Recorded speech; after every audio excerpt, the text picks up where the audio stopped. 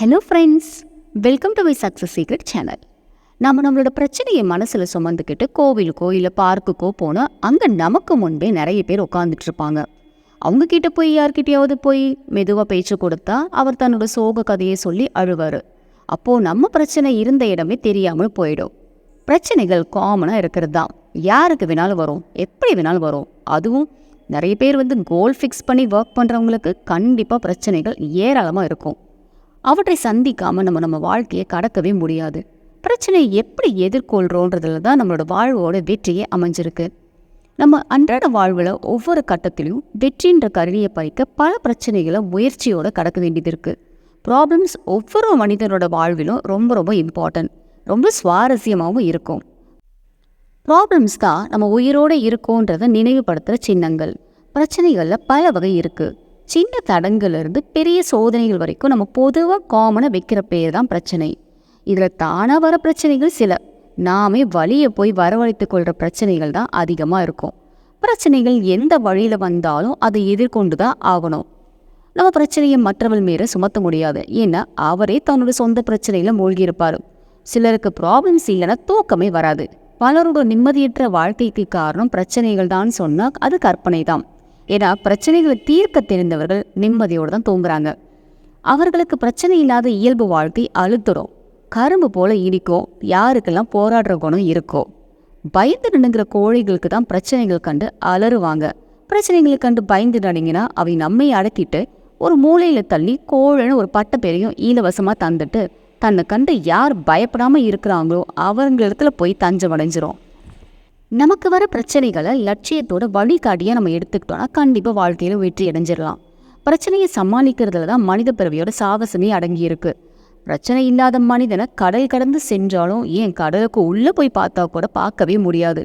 ஒவ்வொருவரும் வாழ்க்கையில் ஒரு லட்சியத்தை வகுத்து கொள்ளணும். லட்சியத்துக்கான முயற்சிகள் கண்டிப்பாக இருக்கணும். முயற்சிகளுக்கு தடை செய்கிற வகையில் இறைவன் பல பிரச்சனைகளை தந்து கொண்டு தான் இருப்பான். அவற்றையெல்லாம் நம்ம எப்படி எதிர்கொள்கிறோன்றதுல தான் வாழ்க்கையோட சுவாரஸ்யமே அடங்கியிருக்கு.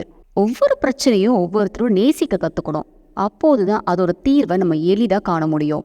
வரலாற்றில் தங்களோட பேரை பதிவு செஞ்சவங்க எல்லாருமே பல பிரச்சனைகளை சந்தித்தவங்க தான். மாமேதையாகவோ வெற்றியாளராகவோ அறிஞர்களாகவோ சாதிக்கணும்னா பிரச்சனைகளை கண்டு பயப்படாமல் எதிர்கொள்ள துணிவுன்ற ஒன்று வேணும். ப்ராப்ளம்ஸில் பெண்களை விட ஆண்கள் தான் அதிகமாக மாட்டிக்கிறாங்க. பெண்கள் சமுதாய வட்டம் ரொம்ப ரொம்ப குறுகியது. அதே ஆண்கள் நிறைய பேர்கிட்ட பழக வேண்டியது இருக்குது. ஆனால் சந்திக்கும் பிரச்சனைகளும் அதனால் அதிகமாகவே இருக்குது. அதனால தான் பல குடும்பங்களில் பல பிரச்சனைகளுக்கு தீர்வு காண்ற அந்த ரெஸ்பான்சிபிலிட்டியை ஆண்களிடத்தில் கொடுத்துட்றாங்க. வாழ்க்கையில் வெற்றி மற்றும் புகழ் அடைந்தவங்கிட்ட பேசி பாருங்களேன், அந்த வெற்றியும் புகழையும் அடையிறதுக்கு அவங்க சந்தித்த பிரச்சனைகளை தான் வரிசைப்படுத்தி சொல்லுவாங்க. இதை சொல்கிறப்போ அவங்களோட முகத்தில் ரொம்ப ரொம்ப சந்தோஷ ரேகைகள் தென்படும். பிரச்சனையை சந்திக்கும் போது இருந்த கஷ்டம் அதை சொல்கிறப்போ குறைஞ்சிருக்கும். பிரச்சனைகள் நீர்க்குமிழை போல பார்ப்பதற்கு பெருசாக இருக்கும், ஆனால் அது தீர்ந்துட்டா ஒன்றுமே இல்லாதது போல் ஆயிடும். நமக்கு வர பிரச்சனைக்கெலாம் தீர்வு காண்றது எப்படி? நிறைய பேர் மைண்டில் இதை ஓடிக்கிட்டே தான் இருக்கும். டோன்ட் வரி ஃப்ரெண்ட்ஸ், நம்ம 3 ஈஸியான ஸ்டெப்ஸில் இதை சால்வ் பண்ணலாம். Step number 1, accept and analyse. Step number 2, discuss and decide. Third step, execute and exit. இந்த டெக்னிக்கை ADE² டெக்னிக்னு நம்ம ஈஸியாக சொல்லலாம். ஃபர்ஸ்ட் நமக்கு வந்த ப்ராப்ளமை நம்ம அப்படியே அக்செப்ட் பண்ணிக்கணும். நமக்கு மட்டும் ஏன் வந்துச்சுன்னு புலம்பாமல் நம்ம அக்செப்ட் பண்ணுறதுனால ப்ராப்ளம்ஸோட இன்டென்சிட்டி ஈஸியாக குறைஞ்சிரும். தென் அந்த ப்ராப்ளமை அனலைஸ் பண்ணணும். முடிஞ்சால் ஒரு நோட் புக் பென் எடுத்து எழுத ஆரம்பிச்சிருங்க. எழுத ஆரம்பிக்கிறதுனால உங்களுக்கு அந்த ப்ராப்ளம் பற்றின ஒரு கிளாரிட்டி கிடைக்கும். பிரச்சனை யாருக்கு, யாரால் உருவாக்கப்பட்டது, எப்படி உருவானது, அது தீர்ந்தா யார் யாருக்கெல்லாம் நன்மை, பிரச்சனை தீர்க்கப்படாமல் போனால் எவ்வளோ காலம் நீடிக்கும், யாரெல்லாம் பாதிக்கும், என்னென்ன வழிமுறைகள் கையாளலாம், அந்த வழிமுறைகளுக்கு யார் யாரோட உதவியை நம்ம எதிர்பார்க்கக்கூடும், இப்படி பலவற்றிற்கு நம்ம விடை தேடினா பிரச்சனைக்குரிய தீர்வையும் ஈஸியாக கண்டுபிடிச்சிடலாம். Step number 2, discuss and decide. எந்த ஒரு ப்ராப்ளமும் உலகத்திலேயே ஃபர்ஸ்ட் டைம் நமக்கு மட்டுமே வந்தது கிடையாது. யாராவது இதை ஆல்ரெடி ஃபேஸ் பண்ணியிருப்பாங்கன்னு ஏற்கனவே சொன்னேன் இல்லையா? உங்கள் ரிலேட்டிவ்ஸ் இல்லை ஃப்ரெண்ட்ஸ் ஃபேஸ் பண்ணியிருந்தாங்கன்னா ரொம்ப கான்ஃபிடென்ஷியலாக அந்த ப்ராப்ளத்தை அவங்கக்கிட்ட டிஸ்கஸ் பண்ணுங்கள். அது எப்படி அப்ரோச் பண்ணணுன்றத ஐடியாவும் அவங்கக்கிட்ட கேளுங்க.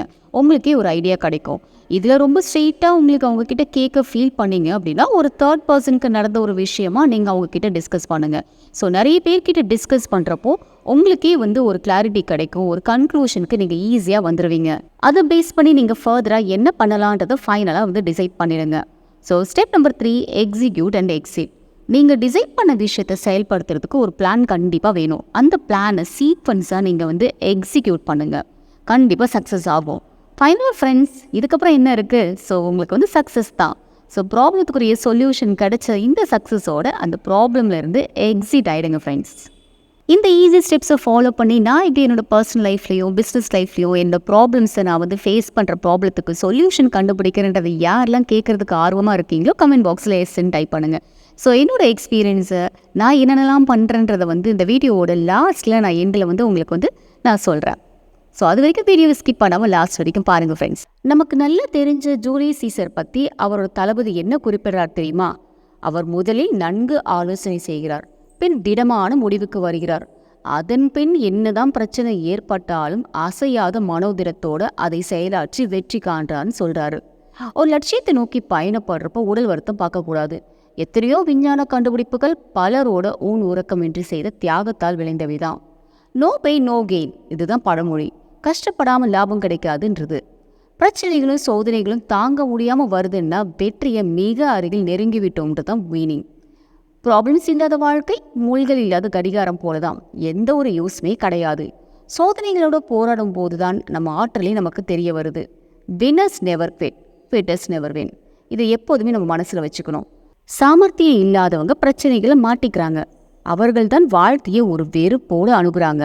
இதே திறமையோட ஒரு பிரச்சனையை நீங்கள் ஃபேஸ் பண்ணி பாருங்களேன், இறுதியில் வெற்றி உங்களுக்கு தான். நீங்கள் எதை ஏற்கிறீர்களோ அதுவாகவே மாறுகின்றீர்கள். இதுதான் நம்மளோட பகவத்கீதை. இதுதான் உலக இயல்பும் கூட. பிரச்சனைகளை வெற்றி கொள்ள முடியும்னு நினச்சா நம்மளால் கண்டிப்பாக முடியும். முடியாதுன்னு பயந்து நடிங்கன்னா கண்டிப்பாக நம்மளால் முடியவே முடியாது. லீடர்ஷிப் குவாலிட்டி இருக்கிற யாருமே எந்த ஒரு பிரச்சனையுமே கண்டு பயந்தே போக மாட்டாங்க. மாறா உயர்ந்த சிந்தனைகளோட நல்ல எண்ணங்களோட சாதுரியமாக பிரச்சனைகளை அணுகிறாங்க. அவர்கள் பிரச்சனைகளை தொல்லையாக கருதாமல் அவற்றை தங்கள் பலத்தை காட்ட உதவும் ஒரு நல்ல பொக்கிஷமாக கருதுறாங்க. முதல்ல தங்களை சுற்றி இருக்கிற சமுதாயத்தை அப்படியே ஏற்றுக்கிறாங்க. சமுதாயத்துக்கிட்ட அவர்கள் எதையுமே எதிர்பார்க்கல. மாறாக அந்த சொசைட்டி அவர்கள்கிட்ட எதை எதிர்பார்க்குதுன்றதை யோசிக்கிறாங்க. அதுதான் சாமானியனுக்கும் தலைமை பண்பில் இருக்கிறவங்களுக்கும் இருக்கிற வித்தியாசம். மனம்ன்றது குரங்கு போல தாவி செல்லும் இயல்புடையது. பிரச்சனைகளுக்கு தீர்வு காணும் மனத்தை ஒரு நிலையில் வைத்திருக்க பழகணும். லட்சியத்துக்காக தடைக்கல்லா வரும் பிரச்சனைகளை நிதானமாக அலசி ஆராயணும். ஆனால் விரைவாக செயல்படணும். அப்போதுதான் வெற்றி இலக்கை அடைய முடியும். தன்னம்பிக்கை கொண்ட மனிதன் எந்த சூழ்நிலையிலும் பிரச்சனைகளை தைரியத்தோடு ஃபேஸ் பண்ணுவான். ஆனால் ப்ராப்ளம்ஸை எதிர்க்க தைரியம் இல்லாதவங்க எல்லாத்துக்கும் ஏதாவது ஒரு குறை சொல்லிக்கிட்டே இருப்பாங்க. நிகழப்போகிற நிகழ்ச்சிகள் எப்படி இருக்குன்றத மனதில் எதிர்பார்க்கிற பழக்கத்தை நம்ம ஏற்படுத்திக்கிட்டோன்னா பல பிரச்சனைகளுக்கு தீர்வு தானாகவே தீர்ந்துடும். பிரச்சனைகளுக்கு தீர்வு காண பல வழிகளை யோசிக்கணும். என்ன முடிவு விரும்புகிறோன்றத முன்பே நம்ம தீர்மானிச்சிடணும். பெரும்பாலான சமயம் நமது உணர்ச்சிகள் நம் முடிவெடுக்கும் திறனை பாதிக்கலாம். எந்த பிரச்சனையாக இருந்தாலும் நம் மனநிலையை அதற்கு ஏற்றவாறு மாற்றிக்க முயற்சி பண்ணணும். பெரும் தொழிலதிபர்கள், வெற்றி பெற்ற அறிவியலாளர்கள், கல்வியாளர்கள், அறிவியல் அறிஞர்கள் எல்லாரும் தங்களோட லட்சிய பாதை எதுன்றது நன்கு உணர்ந்து முன்னேறியவர்கள் பிரச்சனைகளை கண்டு கலங்கினதே கிடையாது. அதனால தான் அவர்களால் இமாலய சாதனைகளை படைக்க முடிஞ்சது. லட்சியம் என்ற வெற்றி கனியை பறிக்க வரவேற்பும் பிரச்சனைகளை. துன்பத்தை பகிர்ந்து கொள்றதுனால அத்துன்பம் பாதியாகுது. ப்ராப்ளம்ஸை மற்றவங்கக்கிட்ட விவாதிக்கிறப்போ ப்ராப்ளம்ஸ்க்குரிய தீர்வோட ஒரு நுனியை நம்ம பெற்றுவிடலாம். நம் பிரச்சனையை மற்றவங்க பிரச்சனையாக நினைத்து அதை தள்ளி நின்று நம்ம பார்க்குறப்போ பிரச்சனைக்குரிய தீர்வை ஈஸியாக நம்ம கிடச்சிரும். பிரச்சனைகளை தெளிவாக எழுதி வைக்கிறது பிரச்சனையோட வீரியத்தை அறிந்து கொள்கிற உதவுற ஒரு வழி. எழுதுகிற பழக்கம் மனிதனை நேர் வழியில் கொண்டு செல்றதுன்னு ஒரு அறிஞர் சொல்லியிருக்காரு. நெப்போலியனை பற்றி எமர்சன் என்ன சொல்கிறார் தெரியுமா? அவனுடைய வழிமுறை இருக்குதே, அது மயிரிடை கூட பிறழாத கூறி தப்பாத மிக நேராக தாக்குற தன்மையை கொண்டது. எதிரியோட வலிமையை மிக ஊன்றி தெரிந்து கொண்ட பின் ஆற்றலும் பின்னணியோட கூடியது அவரோட வழிமுறை அப்படின்னு எமர்சன் சொல்றாரு. பிரச்சனை இருக்கிற இடத்தை துல்லியமும் முதல்ல கண்டுகொள்கிறான். பிறகு தனக்கு எதிர்ப்பு வரும் இலக்கை முழுவதுமா உணர்ந்து கொண்டு இதர விவரங்களை எல்லாம் ஒதுக்கி தள்ளுகிறான். கம்ப்யூட்டர் தொழிலில் கம்ப்யூட்டர்களை மிகவும் நேசித்த பில் கேட்ஸ் எப்போதும் முன்னிலையில் இருந்தார். போட்டியாளர்கள் இவர்களை தோற்கடிக்க பெரிய அளவில் முயன்று வந்தாங்க. எந்த வேலையிலும் மகிழ்ச்சியோடு செய்யணும், கை தேர்ந்தவர்களோடு சேர்ந்து தினமும் வேலைகளை செய்யணும், புது புது ப்ராப்ளம்ஸை சந்திக்கணும், அது மட்டும் கிடையாது, அவைகளுக்கு தீர்வு காண்றது ரொம்ப ரொம்ப முக்கியம் என்று அடிக்கடி சொல்வார்.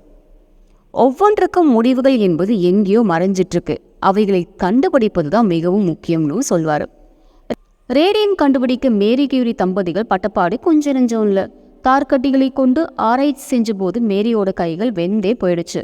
ஆராய்ச்சியே வேண்டான்னு மேரியோட கணவர் சொல்லியும் மேரி தாம் செய்யும் ஆராய்ச்சியிலிருந்து பின் வாங்காமல் தொடர்ந்து ஈடுபட்டாங்க.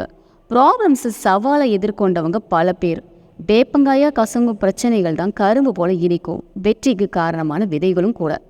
பிரச்சனைகளை வரவேற்போம், வெற்றிக்கு வித்திடுவோம். சக்ஸஸ் ஆனவங்க எப்படிலாம் அவங்க ப்ராப்ளம்ஸை ஃபேஸ் பண்ணாங்கன்னு கேட்டிங்க. இந்த வீடியோவில் சொன்ன 3 ஈஸி ஸ்டெப்ஸை ஃபாலோ பண்ணி இப்போ நான் எப்படி என்னோடய பர்சனல் லைஃப்பில் ப்ராப்ளம்ஸை சால்வ் பண்ணன்றது ஷேர் பண்ணிக்கிறேன். என்ன ப்ராப்ளம் வந்தாலும் ஃபஸ்ட்டு நான் அக்செப்ட் பண்ணிப்பேன். தென் மேக்ஸிமம் அந்த ப்ராப்ளம் உருவான அந்த டேயில் நான் சால்வ் பண்ணவே மாட்டேன். ப்ராப்ளம்ஸ் ஏற்பட்ட அந்த டே எப்படியுமே நமக்கு ஸ்ட்ரெஸ்ஃபுல்லாக இருக்கும். ஸோ நான் சீக்கிரமே அன்றைக்கி சாப்பிட்டுட்டு தூங்கிடுவேன். நிறைய பேர் ஃபுட்டை ஸ்கிப் பண்ணுவாங்க. நான் அந்த மிஸ்டேக்ஸை எப்போவுமே பண்ணதே கிடையாது. நெக்ஸ்ட் டே மார்னிங் சீக்கிரமாக எழுந்திரிச்சு ரெஃப்ரெஷ் ஆகிட்டு மொட்டை மாடிக்கு போயிடுவேன். ஸோ மேக்ஸிமம் 5 o'clock எழுந்திரிச்சிருவேன். மொட்டை மாடிக்கு போய் ஒரு வாக்கிங் போவேன். அந்த fresh day morning fresh air பட்டவொடனே என்னோடய பிரெயின் செம்ம ஸ்பீடில் என்னோடய ப்ராப்ளம்க்கு ஐடியா கொடுக்க ஆரம்பிச்சிடும். தென் வீட்டுக்கு ஒரு நோட் புக் பென் எடுத்து நான் சொன்ன மாதிரி ப்ராப்ளம்ஸோட ரூட் காஸ் எல்லாம் அனாலிசிஸ் பண்ணி எழுத ஆரம்பிச்சிருவேன்.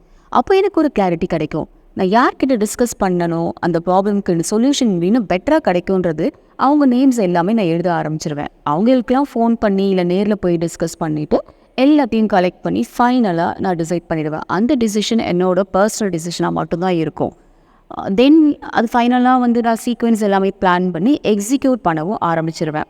ஸோ சொல்யூஷன் கிடைச்ச சந்தோஷத்தோட ப்ராப்ளம் எக்ஸிட் ஆகிடுவேன். ஃப்ரெண்ட்ஸ், ப்ராப்ளம்க்கு யாரெல்லாம் ஹெல்ப் பண்ணாங்களோ அவங்க எல்லாருக்குமே ஃபைனலாக ஒரு தேங்க்ஸ் பண்ணிவிடுவேன்.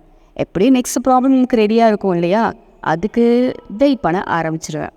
என்ன ஃப்ரெண்ட்ஸ், என்னோட எக்ஸ்பீரியன்ஸ் எப்படி இருக்குது, நீங்கள் உங்களோட ப்ராப்ளம்லாம் எப்படி சால்வ் பண்ணீங்கன்றதை கமெண்ட் பாக்ஸில் கமெண்ட் பண்ணுங்கள். இந்த வீடியோ உங்கள் எல்லாருக்குமே பிடிச்சிருக்கும்னு நினைக்கிறேன். பிடிச்சிருந்தா லைக் பண்ணுங்கள், உங்கள் ஃப்ரெண்ட்ஸ்க்கு ஷேர் பண்ணுங்கள் அண்ட் கமெண்ட் பண்ணுங்கள். சப்ஸ்கிரைப் பண்ண மறந்துடாதீங்க. தேங்க்ஸ் ஃபார் வாட்சிங். Have a great day.